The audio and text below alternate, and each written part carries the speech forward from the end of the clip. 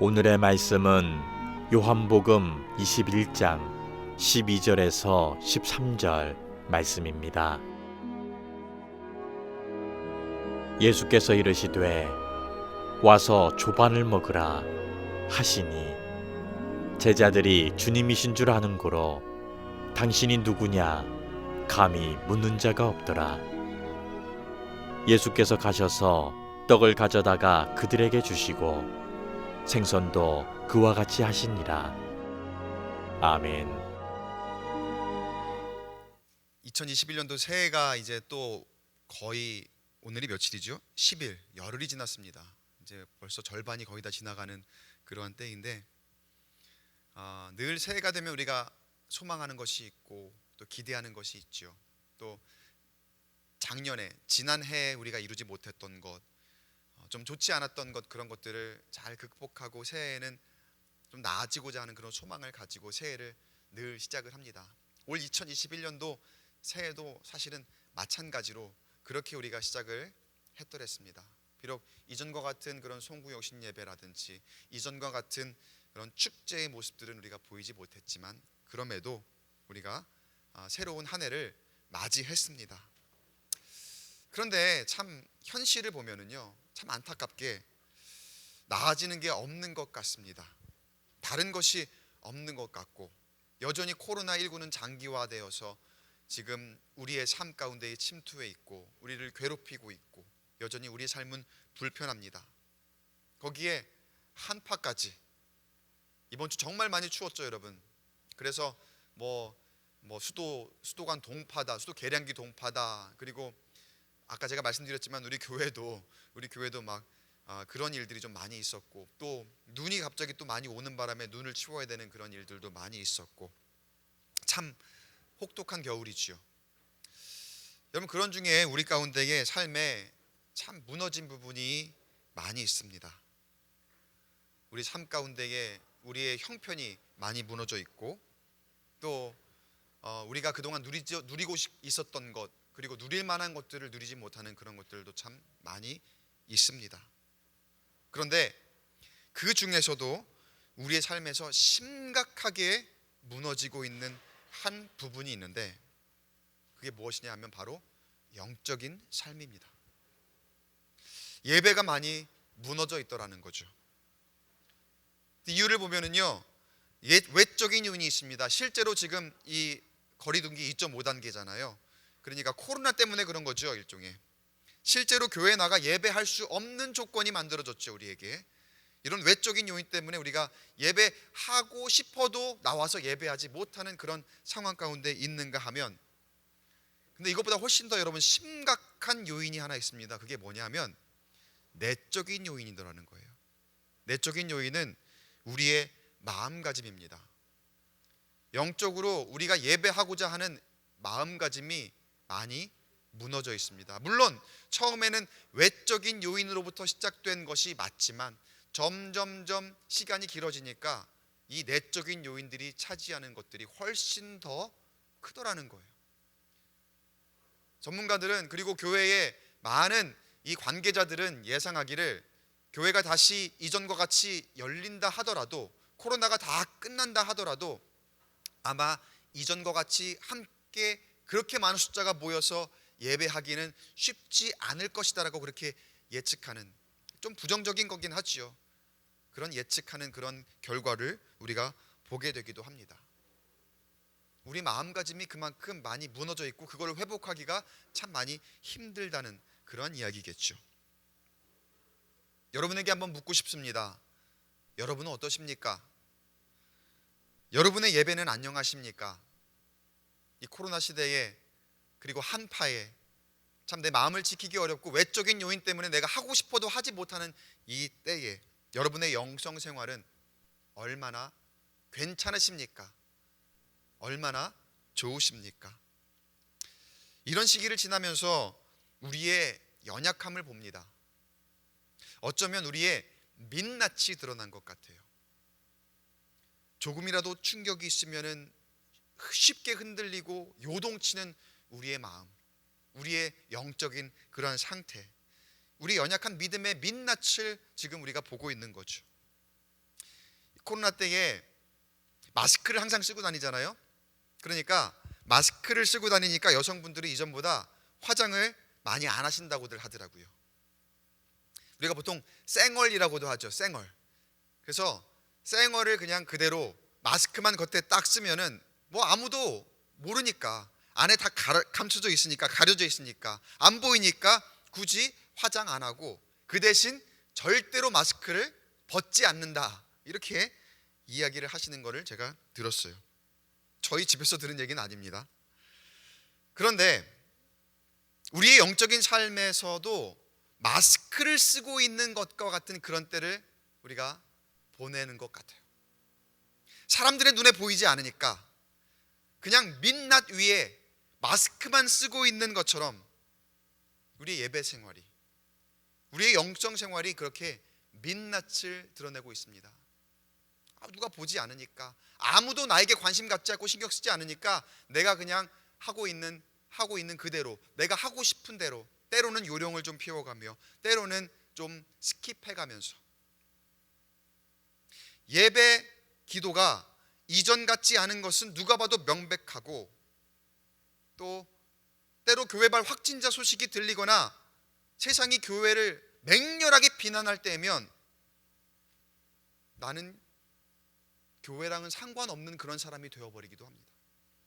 회사에 나가서, 학교에 가서 세상 사람들과 함께 어울려야 할 때면 나는 교회랑은 아무런 상관이 없는 사람인 것처럼 그렇게 나 스스로를 그렇게 탈바꿈하는 그러한 모습들이 우리 가운데에 있더라는 거예요. 사실은 내가 교회인데, 사실은 내가 어디에 있든지 내가 교회인데, 내가 교회임을 스스로 부정할 때가 많이 있습니다.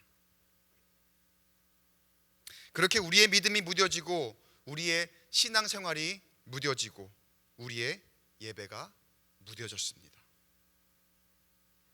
이 모든 것이 코로나 때문이지요. 코로나 때문. 요즘에 코로나 때문이라고 하면 다 양해가 되고 이해가 되는 그러한 우리의 시대가 되었지요. 그런데 여러분, 정말 코로나 때문일까요? 꼭 코로나 때문이라고 말씀드릴 수 없을 것 같아요. 아까 언급드렸듯이 우리는 연약합니다. 코로나가 아니었더라도 아마 언젠가는 우리의 그 연약함은 드러났을 것입니다. 그렇다면 이렇게 한번 생각을 해보면 좋을 것 같아요. 오히려 지금 우리의 연약함이 드러나는 것이 감사할 조건이 아닐까.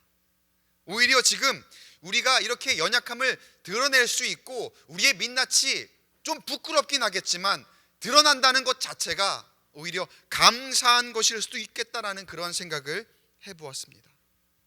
왜냐하면 지금 이때에 우리의 연약함을 드러내 주시면서, 우리의 민낯이 드러나면서 우리가 돌이킬 수 있도록 우리의 그 연약한 모습을 알게 하셨기 때문에, 여러분, 회개의 열매는 우리의 잘못을 아는 데에서부터 시작됩니다. 우리가 모르면 회개도 하지 못하는 거예요. 우리가 지금 현재의 상태를 알지 못하면 우리는요, 돌이킬 기회조차 갖지 못합니다. 그러나 우리의 지금 현 상황을 진단하고 그것이 잘못되었다는 것을 알고 그 현재의 모습이, 내가 연약하구나, 내 민낯이 이런 모습이구나, 그걸 알았을 때에 비로소 나는 돌이킬 수 있는 기회라도 있다는 사실을 여러분 기억하시며, 여러분, 우리가 혹시 우리의 민낯이 드러납니까? 혹시 우리 연약함이 드러납니까? 그것에 감사할 수 있는 저와 여러분 되시기를 간절히 축복합니다. 알아야 돌이킬 수 있습니다. 그런 의미에서 우리가 돌이킬 수 있도록 우리의 현실을 지금 알게 하시는 것도 은혜라고 할 수 있어요. 은혜. 여러분, 이 민낯을 드러낸 우리의 지금 현실 앞에 우리는 회복이 필요합니다. 오늘 말씀을 통해서 우리에게 회복을 주실 그 주님의 은혜를 기대합니다. 오늘 말씀 보면은요, 베드로와 제자들이 등장을 합니다. 베드로와 예수님의 제자들이 등장을 하는데, 그런데 여기에 등장한 제자들이 지금 무엇을 하고 있는지 한번 주목을 해보세요. 먼저 무엇을 하고 있는지를 보고 말씀을 계속 이어갑니다. 21장 3절 상반절에 보면은 시몬 베드로가 나는 물고기 잡으러 가노라 하니 그들이 우리도 함께 가겠다 하고, 물고기를 잡으러 간다고 합니다. 그리고 그들이라 하면 이 베드로와 함께 하고 있는 다른 제자들을 얘기하는 거죠. 함께 가겠다 이렇게 얘기합니다. 제자들이 어려운 일을 겪었죠. 예수님께서 고난을 겪으시고 그리고 그들 앞에서 죽으셨던 그 사건은 이 제자들에게는 정말 충격적인 일입니다. 성경을 읽는 우리가 생각하는 것 이상으로 아마 그들은 어려운 때를 지냈을 겁니다. 그런데 사람의 마음이라는 게 아무리 어려운 일을 겪고 그랬어도 시간이 지나면 우리의 일상으로 돌아가는 것이 그게 본능이더라고요. 본능적으로 우리 일상으로 돌아갑니다. 여러분, 베드로의 본업이 뭐였습니까? 어부였죠. 이 베드로가 본업인 어부의 일상으로 돌아가 있습니다. 그런데 베드로가 물고기 잡으러 간다고 하니까 그 다른 제자들이 나도 베드로와 함께 갈 거야, 그렇게 함께 간다고 지금 나서는 모습이 방금 우리가 읽었던 21장 3절의 그 상반절의 이야기입니다. 그런데 여러분, 베드로가 어떤 사람이었습니까? 본업은 어부였지만 예수님께서 처음 나타나셨을 때에 예수님의 말씀으로 그 베드로가 변화되자 베드로가 어떻게 변했더랬습니까? 누가복음 5장 11절에 보니까 베드로가 모든 것을 버려두고 예수를 따르니라. 그 모든 것들을 다 버리고 예수님을 따라갈 만큼 그렇게 이 베드로의 믿음과 베드로의 충성심이 대단했던 그런 사람입니다. 모든 것을 버려두고 예수님을 따랐을 만한 그런 사람이었습니다. 그런데 오늘 읽은 말씀의 배경을 보면은요, 베드로와 제자들이 이전에 버려두었던 배와 그물을 다시 취합니다. 부활하신 예수님을 목격한 후입니다. 그럼에도 불구하고 여전히 예수님을 알아보지 못하는 그런 상황 가운데에 이 제자들이 놓여 있습니다. 여러분, 어떻게 이런 일이 일어날 수 있을까요? 어떻게 그 충성심이 강하고 믿음이 강했던 이 베드로에게 그리고 그 제자들에게 이런 일이 일어날 수 있었을까? 잊고 살아가고 있었던 거예요. 예수님을 잊고 살아갔던 겁니다. 예수님과 함께 하던 그런 시간들을 잊고 있었더라는 거예요. 여러분, 예수님께서 그 앞에 딱 나타나셨습니다. 그런데 그들이 예수님을 알아보지를 못해요. 예수님을 잊고 있었으니까요. 예수님은 지금 여기에 나타나실 리가 없어. 지금 우리는 우리의 원래 일상으로 돌아와 있고 지금 우리는 여기에 만족해. 이게 원래의 우리의 모습이잖아. 그러니까 우리는 예수님이 다시 나타날 일 없으니까 그냥 이대로 살아가는 것이 만족할 만한 일이야라고 그렇게 생각하는 그때에 그런 마음을 가지고 있으니 예수님이 나타나셨음에도 불구하고 그 앞에 있는 예수님을 알아보지 못하더라는 거예요. 여러분, 예수님의 심정이 어땠을까요? 아마 매우 안 좋으셨을 겁니다. 아마 모르긴 몰라도 굉장한 배신감을 느끼시지 않으셨을까? 지금 예수님께서 제자들과 함께 다니시며 말씀을 전하시고 함께 베푸신 기적이고 그 세월들이 얼만데, 그리고 함께 그런 동고동락하며 함께 지냈던 그 세월들 가운데에 얼마나 많은 체험들을 했습니까? 얼마나 많은 일들을 함께 겪고 함께 울고 함께 웃고 그랬더랬습니까? 그런데 그런 예수님을 제자들이 알아보지 못한다고 하니 여러분이 예수님이라면 어땠을까요? 여러분이 예수님이라면 그동안 내가 예수님의 입장으로서 함께 한 사람들이 그렇게 나를 알아보지 못한다고 할 때에 우리의 마음은 어땠을까? 아마 예수님보다 더한 그런 배신감, 아마 우리는 굉장한 실망감에 아마 빠졌을 거예요. 그런데 우리 스스로 한번 돌아볼 필요가 있습니다. 우리 스스로 돌아보면은요, 우리의 모습 가운데에 제자들은 그냥 아무것도 아닌 그런 우리의 현 상태를 보게 됩니다. 우리도 잊었어요. 우리도 예수를 잊었습니다. 그리고 우리가 예수님을 만날, 예수님을 기다릴 그 예배를 잊었습니다. 코로나 때문에 그렇잖아요, 목사님. 아까 목사님도 이해하셨잖아요. 코로나 때문에. 글쎄요, 코로나는 우리의 그런 민낯을 드러내 보인 것일 뿐, 어쩌면 우리는 이미 예수님을 잊을 준비가 되어 있었는지도 몰라요. 지금 우리를 보시는 예수님의 심정은 어떨까요? 아까 제자들을 바라보는 그 심정이 어떨까 우리가 생각해 보았던 것처럼 지금 예수님께서 우리를 보시는 심정은 어떨까 한번 생각해 보았으면 좋겠습니다. 우리가 그토록 주님의 은혜와 사랑에 감격할 때가 있었는데, 우리에게 은사로 부어주신 그 은혜에 정말 감격하고 기뻐하며 눈물을 흘릴 때가 있었는데, 하나님께 밤새도록 통성으로 기도하고 하나님 앞에 통회하고 자복하며 주 구원의 감격에, 그리고 나에게 주시는 그 은혜와 축복으로 인해서 내가 기뻐할 때가 있었는데, 그렇게 감사할 때가 있었는데, 지금의 나의 모습을 한번 봅니다. 지금의 나의 모습을 볼 때에, 지금의 나의 모습을 보시는 예수님의 그 심정은 어떠실까? 어떠세요, 여러분? 때로 우리가 예수님을 잊고 살 때에, 예배를 잊고 살 때에, 우리가 예수님을 잊고 살면 어쩌면 한순간은 편할지 몰라요.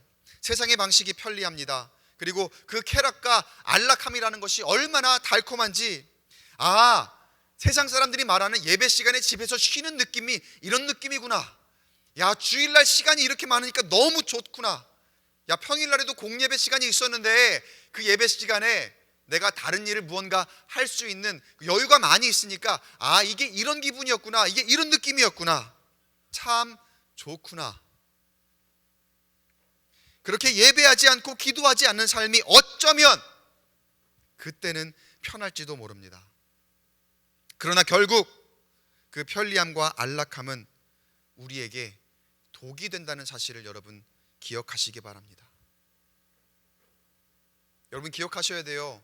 그리고 고백하셔야 돼요. 우리는 주님 없이는 아무것도 할 수 없습니다. 주님이 필요하다는 거예요. 예수님을 잊은 제자들이 오늘 성경에 나왔죠. 그 예수님을 잊은 제자들을 보면은요, 물고기를 잡으러 갔어요. 근데 물고기를 잡으러 가는 그 일이 자신들의 본업임에도 불구하고 그 상태를 보니까 어떻습니까? 물고기를 잡지 못합니다. 요한복음 21장 3절 하반절을 보니까 그날 밤에 아무것도 잡지 못하였더니, 베드로가 예수님을 처음 만났을 때의 그 상황과 비슷하지요. 그때에 예수님께서 제자들에게 모습을 보이셨는데 그때에 알아보지를 못합니다.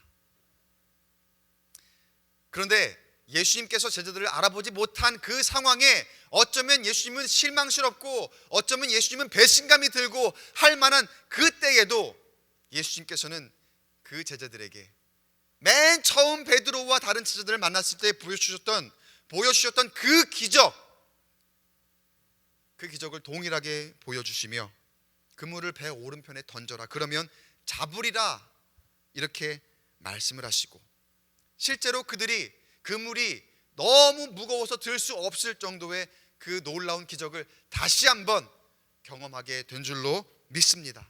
다시 나타나신 예수님께서 그때의 그 기적을, 그때의 그 감격을 베드로와 제자들에게 다시 보여주셨더라는 거예요. 부활하셔서 다가오신 그 예수님을 다시 만나기 전에는 그들의 일상으로 돌아갔습니다. 그래서 그들이 익숙한 일들을 막 행하고 있었습니다. 자신의 몸에 편한 일들을 하려 했지만 결국 어떻습니까? 그들에게는 아무런 성과가 없었습니다. 그들의 힘으로는 할 수 있는 것이 아무것도 없었더라는 거예요. 그게 원래의 그들의 일인데, 그들의 본업이었음에도 불구하고 그들이 할 수 있는 것이 아무것도 없었더라는 거예요. 그런데 부활하신 예수님께서 찾아오시고 그 말씀하신 대로 행하니까 됩니다. 주의 말씀 안에 능력이 있으니까, 주의 말씀 안에 권세가 있으니까 그 말씀대로 행하니까 되더라는 거예요. 여러분, 그 주님 안에 말씀에 능력이 있고 권세가 있음을 믿으시고 그 말씀대로 행할 때에 될 줄로 믿으시기 바랍니다. 무엇을 말씀하시는 걸까요? 우리 주님께서 오늘 우리에게 주시는 이 말씀을 통해서 무엇을 우리에게 말씀하시고자 하는 걸까요? 제자들에게 예수님이 필요하시다는 것, 예수님이 필요하다는 것을 알려주십니다. 맞아요. 제자들에게는요, 예수님이 필요했던 거예요. 자신들이 원래 자신이 했던 그 일로 돌아가 익숙한 것을 하려 했지만 아무것도 할 수 없었다는 것은 그들은 예수님이 필요했다는 것, 예수님께서 그들이 민낯이 그 모습이라는 것을 보게 하셨습니다. 알게 하셨습니다. 그리고 또 한 가지 더 깊은 깨달음을 주신 것은 무엇이냐? 예수님이 있어야 살 수 있다는 것을 또 알게 하셨습니다. 그들이 살아가려면 예수님이 없이는 안 되는 거였더라는 거예요. 그런데 성경에 나오는 그들에게만 한정된 이야기일까요? 그들에게만 해당되는 그런 이야기일까요? 사랑하는 성도 여러분, 우리에게는 예수님이 필요합니다. 예수님이 없이는 우리는 살아갈 수 없습니다. 여러분, 이 고백이 우리의 삶 가운데에 언제나 떠나지 않게 되기를 간절히 축복합니다. 그런데 세상 가운데 살면서 우리가 예수님을 너무 쉽게 잊어요. 때로 두려움 때문에, 때로 편리함 때문에, 때로 게으름 때문에. 그래서 점점점 우리의 민낯을 우리 스스로가 보게 됩니다. 우리의 민낯으로 살아가면 편할 것 같습니다. 자유로울 것 같습니다. 그러나 결과적으로 보면 어떻습니까? 이 제자들이 그랬던 것처럼 결과적으로는 아무것도 할 수 없는 그런 연약한 사람들이더라는 거예요. 우리는 예수님 없어도 살 수 있을 것 같지만 사실은 그렇지 않더라는 거예요. 여러분, 우리에게 이 예수님이 필요합니다. 참 진리 되시고 우리의 생명이 되시는 이 예수님이 필요합니다. 그런데 우리가 그 사랑을 잊고 살아가요. 놀라운 은혜는 뭐냐면요, 그 사랑을 우리가 잊고 살아감에도 예수님께서 그 모습을 친절하게 우리에게 드러내 주십니다. 그리고 우리에게 이전처럼 다가와 주십니다. 우리에게 알게 하시는 거예요. 예수님이 늘 나의 곁에 계시고, 그리고 나의 지금 상황과 형편 가운데 내가 예수님을 잊고 살아가고 있더라는 것을 알게 해주시는 것, 그렇게 은혜로 우리 가운데에 다가와 주십니다. 그 예수님이 어떤 분이십니까? 우리의 모든 죄악을 짊어지시고 대속하셨으며 십자가상에서 그 멸망에 관한 것들을 해결하시고 우리에게 구원이 되신 분, 그리고 그 죽음을 이기시고 부활하셔서 우리에게 구원의 완성을 보여주시며 승리하신 분, 그 부활의 예수님이 오늘 이 자리에, 여러분 각자 계신 그 자리에 여러분과 함께 하시는 줄로 믿습니다. 우리에게 꼭 필요한 그 부활 승리의 예수 그리스도, 우리의 주님이 저와 여러분과 함께 하시는 줄로 여러분 믿으시기 바랍니다. 그런데 우리가 그런 예수님을 잊고 살아가고 있어요. 그 예수 안에 생명이 있고 그 예수 안에 능력이 있는데, 그 예수님이 우리는 필요한데, 그 예수님이 없이는 아무것도 할 수 없는데 우리는 세상의 가치에 휩쓸려 잊고 살아가고 있더라는 거예요. 그런데 여러분, 우리에게 정말 기쁜 소식이 있습니다.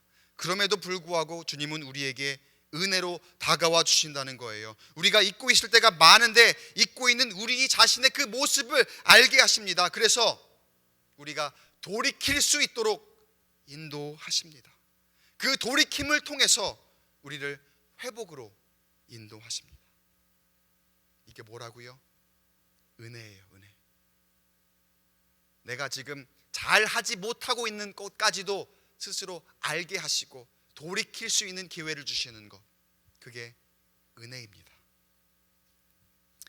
성경을 보면은요, 제자들이 예수님께서 누구인지 이렇게 보여주시면서 제자들에게 베푸신 식탁이 있습니다. 그 식탁에 이 묘사한 내용이 9절에 나오거든요. 9절 말씀 보면은요, 육지에 올라보니 숯불이 있는데 그 위에 생선이 놓였고 떡도 있더라. 식탁을 베풀어 주셔요. 아주 자신의 뜻대로 아무것도 되지 않고, 그리고 무언가 해보려고 하지만 자꾸 실패하고 일상으로 돌아가 그들의 민낯을 스스로 드러내며 좌절하고 절망하고 있는 그 제자들을 부르시죠. 그리고 그 부르신 제자들을 위해서 손수 예수님께서 식탁을 마련해 주십니다. 예수님께서 베풀어 주신 그 식탁, 우리에게는 무엇일까요? 그 식탁이 바로 예배입니다. 숯불이 있고 생선도 있고 떡이 있는 그 식탁, 예수님께서 친히 베풀어 주시는 그 식탁. 여러분, 말씀이 있고 찬양이 있고 기도가 있고 응답과 감격이 있는 그 예배가 예수님께서 친히 베풀어 주신 여러분들을 위한 식탁임을 믿으시기 바랍니다. 주님께서 손수 베풀어 주신 그 예배의 자리, 그 예배의 자리에 주님께서 여러분을 초대하십니다. 12절 말씀 보니까 예수님께서 제자들을 이렇게 부르셔요. 예수께서 이르시되 와서 조반을 먹으라 하시니 제자들이 주님이신 줄 아는 고로 당신이 누구냐 감히 묻는 자가 없더라. 그때서야 비로소 제자들이 주님을 알아봅니다. 부활하신 주님을 알아봅니다. 그들의 연약한 믿음으로 예수님을 잊고 세상 가운데 허덕이며 살아가고 있었는데, 그런 제자들이 회복이 되는 순간입니다. 여러분, 우리의 예배를 한번 다시 돌아봅니다. 어땠습니까? 잊고 있지 않았습니까? 그 예배의 감격, 예배 안에 있는 많은 은혜의 요소들, 그리고 무엇보다도 주님의 그 사랑. 그런데 오늘 이 시간을 통해서 주님이 우리를, 그리고 저와 여러분을 다시 한번 부르고 계십니다. 초대하고 계십니다. 그리고 우리를 초대하시며 그 안에 말씀으로 채워주시고 찬양으로 채워주시고 우리의 간구함을 듣고 응답하시기를 원하십니다. 예수님께서 베풀어 놓으신 그 숯불 위에 떡과 생선을 통해서 그들이 예수님을 다시 알아보았듯이, 주님은 잊고 살아가던 우리에게도 예배의 자리에 우리가 나올 때에 우리에게 체험과 회복과 응답이 있도록 우리의 삶을 인도하실 줄로 믿습니다. 비록 함께 보이지는 못했지만 각자의 자리에서 여러분, 그 예배의 회복을 위하여서 주님께서 주시는 그 초대장을 받아들고 기꺼이, 그리고 기쁘게 나올 수 있는, 그 자리에 참여할 수 있는 저와 여러분 되시길 간절히 축복합니다. 자, 그런데 주님께서 회복의 식탁을 베푸시면서도 우리에게 원하시는 것이 있어요. 우리에게 원하시는 것이 무엇일까? 10절 말씀 보세요. 10절, 지금 잡은 생선을 좀 가져오라. 예수께서 이르시되 지금 잡은 생선을 좀 가져오라, 이렇게 말씀하시죠. 제자들에게 지금 잡은 생선을 가져오라 말씀하십니다. 예수님의 말씀에 순종하여 잡게 되었던 그 생선들이죠. 그것들을 지금 좀 가져오라 말씀하시는데, 그 모습이 무엇이냐면은 지금 예배하고 있는 저와 여러분의 모습입니다. 지금 나의 마음 그대로, 나의 삶의 형편 그대로, 지금 나의 민낯 그대로. 우리가 보통 민낯이 드러나면은요, 부끄럽다는 표현을 많이 쓰죠. 그래서 민낯을 가리려면은 좀 채비를 해야 됩니다. 시간이 좀 필요합니다. 물론 요즘은 그냥 마스크로 가리면 된다고 하니까 더 빨라졌다고 하는데, 보통은 민낯을 가리려면은요 많은 시간들이 필요하다고 얘기하죠. 우리의 민낯이 많이 드러났잖아요. 영적인 민낯이 많이 드러났잖아요. 그러니까 예수님께서 지금 예배 자리로 초대하시는 그런 과정에서도 우리는 이렇게 이야기를 해요. 내가 지금 민낯이 드러났잖아요. 그러니까 조금만 나중에요. 내가 조금 시간이 필요합니다. 좀만 더 정리되면은요, 그러면 내가 그 초대의 자리에 나갈게요. 저와 여러분의 모습 가운데 혹시 이러한 응답이 있지 않았습니까? 그러나 주님은요, 나중에 조금 정리되면 민낯을 조금 가리면 말고요, 지금 내가 가진 그것으로 나와서 예배하기를 원하십니다. 지금 나의 민낯 그대로 나와서 예배하기를 원하십니다. 여러분, 여러분의 지금 있는 그 모습, 여러분의 있는 그 자리에서 여러분 하나님 앞에 온전히 나와 예배하실 때에 그 모습 그대로 받으시고 그 모습으로 인하여서 우리에게 베푸실 은혜와 회복을 기대하시고 또 경험하시기를 주의 이름으로 간절히 축원합니다. 그것을, 지금 나에 있는 그 모습을 주님께서 이 식탁의 재료로 사용하십니다. 재료로 사용하셔서 지금 나의 모습을 통해서 하나님의 영광의 예배로 온전하게 완성하실 줄로 믿습니다. 우리는 내가 더 준비해야 된다고 생각하고 내가 무언가 내 힘으로 더 많이 해야 된다고 생각하지만 주님 보시기에는 그게 아니라는 거예요. 주님 원하시는 모습은 비록 민낯이라도 지금 여러분의 그 모습이 더나는 거예요. 나중에 좀 해결하고 나서가 아니라요, 나중에 좀 더 정리하고 조금 시간 지나고 나서가 아니라 지금 바로 지금 그 자리에서 주님의 말씀에 순종하여 예배하는 것, 그것이 주님이 원하시고 필요로 하시는 예배의 모습이라는 것 기억하시는 저와 여러분 되시길 간절히 소망합니다. 지금 모습 물론 부족하지만 그 모습 그대로 예배하시기를 간절히 소망합니다. 그러면 살아날 줄로 믿습니다. 그러면 회복할 줄로 믿습니다. 그러면 하나님께서 은혜와 회복으로 충만하게 채워주실 줄로 믿습니다. 위로와 사랑으로 충만한 복으로 채워주실 줄로 믿습니다. 말씀을 정리합니다. 여러분, 잊고 살았나요? 주님께서 우리에게 지금 알려주십니다. 너 지금 잊고 있어. 너 지금 나를 잊고 있어. 그리고 잊고 있었어. 이렇게 알려주셔요. 그런데 여러분, 지금 그 말씀이 은혜입니다. 알게 하시는 것, 그 은혜를 우리가 깊이 새겨야 합니다. 그 은혜를 외면하지 마시기를 간절히 바랍니다. 아, 내가 주님을 잊고 살고 있었구나. 내가 이렇게 알게 되었는데 그것 애써 외면하지 마시고 다시 주님의 부르심에 내가 반응할 수 있게 되기를 간절히 축복합니다. 그러면 거기에서부터 내가 알지 못했던 회복이 있게 될 줄로 믿습니다. 주님이 하실 수 있는 놀라운 회복을 우리에게 보여주실 줄로 믿습니다. 주님께서 우리의 지금 그 모습을 원하십니다. 지금 여러분의 그 모습이 예배하길 원하십니다. 지금 여러분이 섬기기를 원하시고 지금 여러분의 그 모습이 봉사하기를 원하십니다. 여러분이 반응할 때에 주님께서 일하실 줄로 믿습니다. 그 예배와 섬김을 통해 진정한 회복이 임할 줄로 믿습니다.